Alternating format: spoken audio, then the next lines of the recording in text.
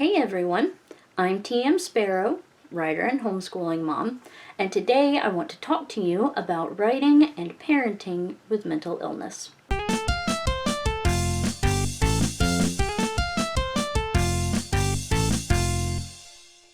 Before I get started with this video, I have an announcement.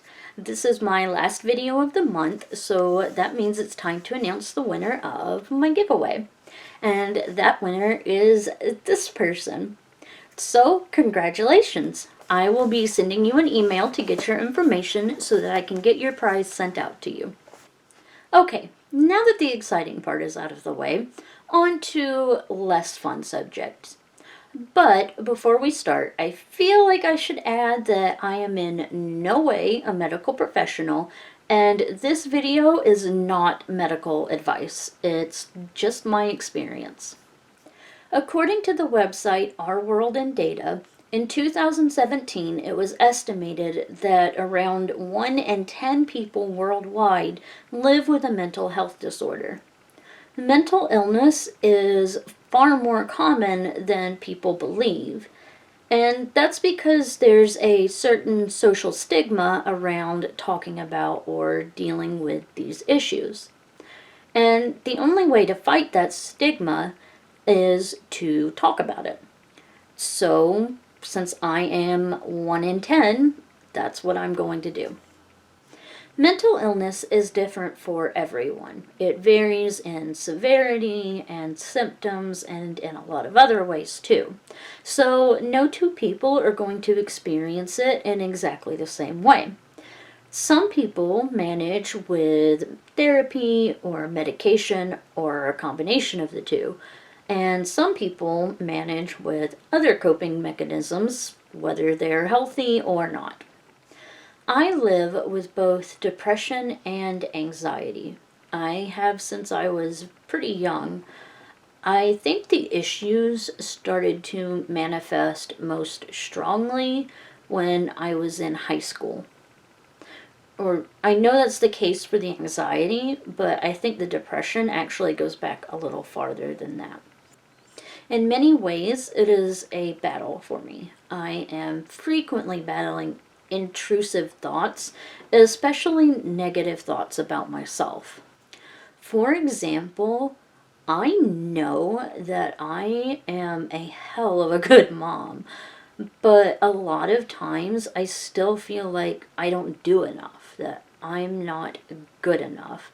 And even now, working on this video, there's this voice in my head telling me that I shouldn't be doing this, that I'm a fraud and I shouldn't be talking to other people about this. And I know I'm not an expert outside of my personal experience, but that voice can shut up because I want to share my story so that other people like me know that they aren't alone. For me, depression isn't sadness exactly. It's more of a numbness. There's just nothing. I feel lazy and listless because nothing seems to matter. It's difficult to even get out of bed in the morning because existing just feels like too much effort. Parenting is difficult at best, and writing feels almost impossible. The only things I can feel are negative, worthless, useless, and like everyone would be better off without me. I mean, logically, I know that none of that is true. I know that I am a great mom, and Ava loves me unconditionally. She always tells me I'm the best mommy ever for even existing. And my husband loves and adores me, and he makes it undeniably clear every day how much I mean to him. My parents, my sisters, my nieces and nephews, my small circle of friends, I know they all care about me. But depression just wipes all of that away. And that's not to say that it doesn't matter, just that depression gives the illusion that nothing matters. My anxiety is the opposite. For me, anxiety is feeling way too much and feeling it all at once. Everything is overwhelming and it all matters way too much. I babble and apologize for nothing. I get irritable and I pick fights over stupid things, even though part of me knows what I'm doing. I cry for no reason and I can't stop it, and I get shaky and unsteady. And I'm shaking right now, actually. Sometimes I can still navigate daily life and pretend that everything is fine, but other times it's all I can do not to crawl into bed and just hide from everything. I take medication to help manage my mental health. And you know what? That's okay.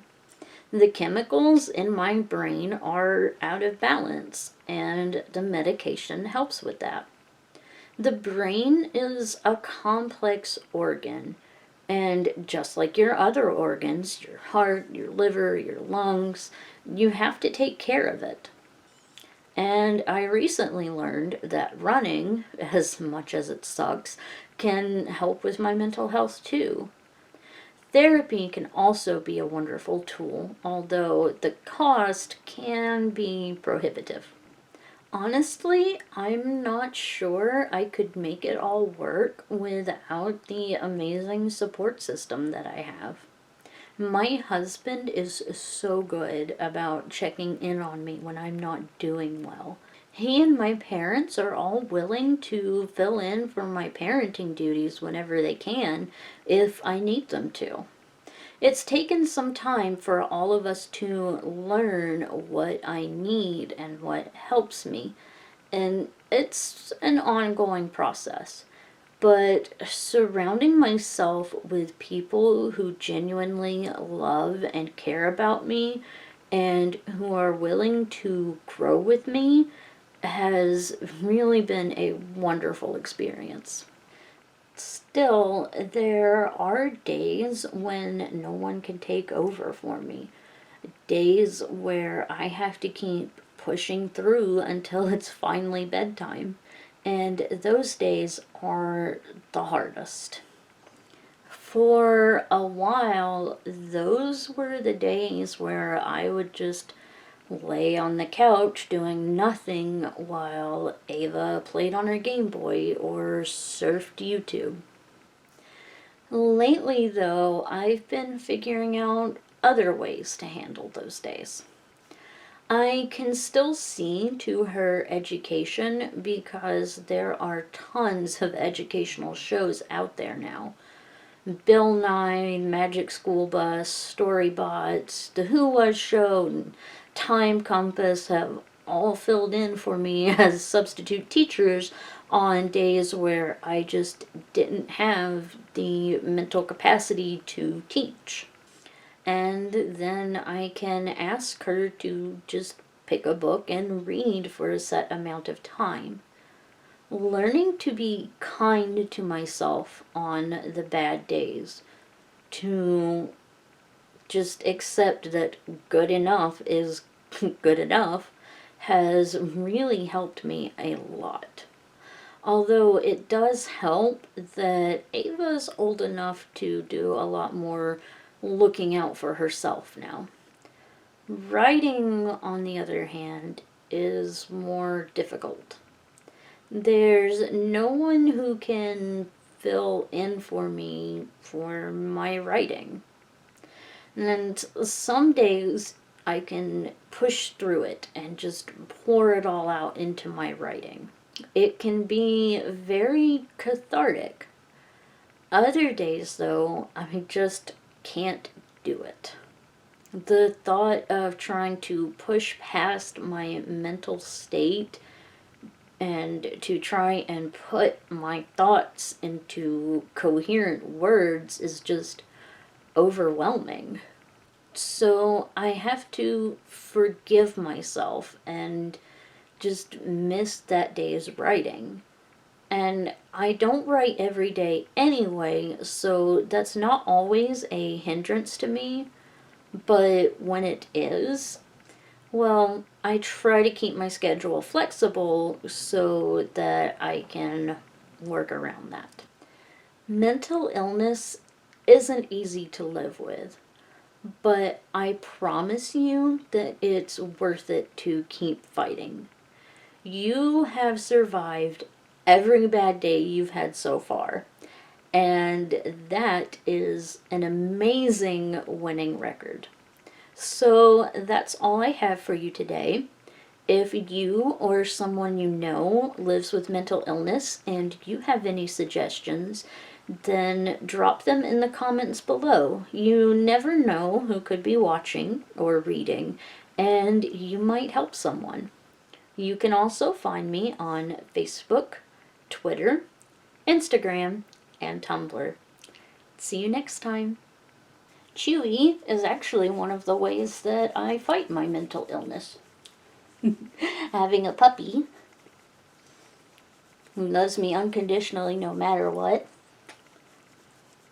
who snuggles with me on my bad days, helps a lot. There's actually a lot of research that shows that having a dog can help with things like depression and anxiety. That's why Drake got him for me. That's a fun story. My husband is not a dog person, he's a cat person. I'm a dog person. But when I was at my lowest, and my mental health was at its worst, it was his idea to go get a dog because he knew it would help. And then it did. This baby saved me.